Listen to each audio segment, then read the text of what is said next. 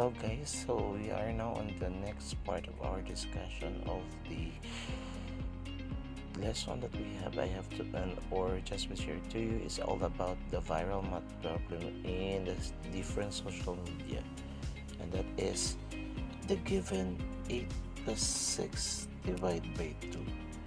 So the answer is 11. So this is the answer for the scientific calculator, while this is the answer for the arithmetic calculator that we have. 8 plus 6 divided by 2. So take note that the given now is the answer is 7. So that is why there is some difference in getting the answer. So that is why it became viral.